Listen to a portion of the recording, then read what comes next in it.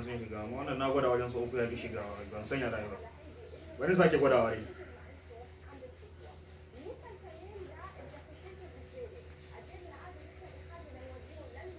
shet wallahi ya ki shiga nan wannan kartin an yaban na mai da mai shagon nan kai da wani tsohon wannan ka ya zai yi karti zai shiga to ga sunan guda biyu na yi guda biyu su shiga amma wannan sun ya ki shiga wayan naka ne ya bar amfani da wannan inda to ga shiga gwada na kan gani bari ni kira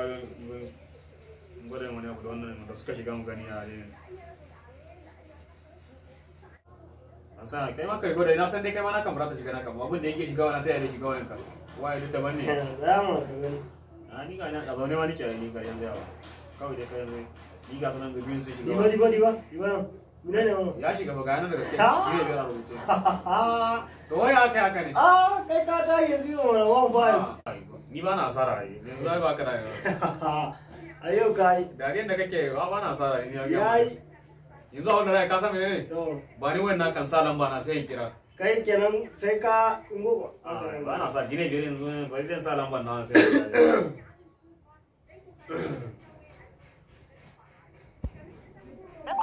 shi ma ya ki shiga wa kai na abun yau shi ma ki shiga yau wannan bangaren gona ne kawai ya mana lamba nawa gare ni kan na wannan kana zama lamba nawa ne a ciki akwai lambobi fa to ba ka da matsala kai ta yi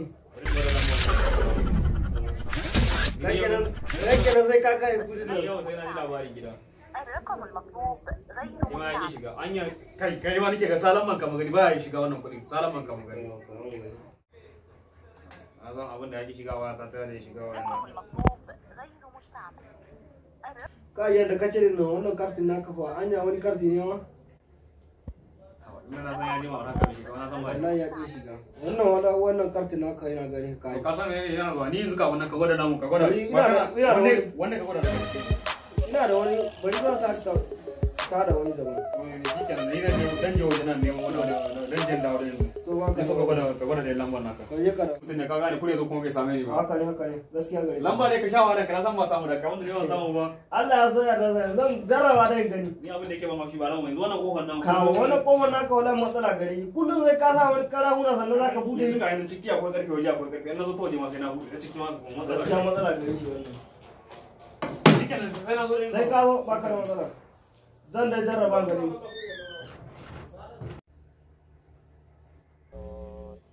na ci masa bayanan ya shiga wayan na kuma zan kai kudi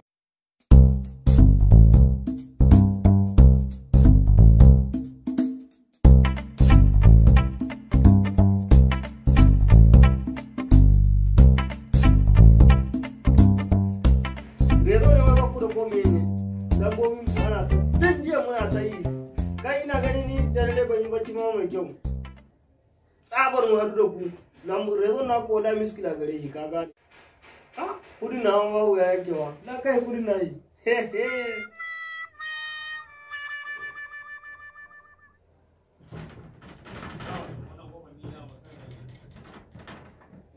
wannan kofar yana bani wala ba kaga da gyarin zuwa na bude shi ai na dawo na yi sai yanzu na dawo ka ya to shi ke ya kake da dawo wallahi bari kawai kai wannan mutumin na gama ya bani wala kai kare da wai kai mutumin nan na gama ya bani wala bari magana kawai kai wallahi kasa menene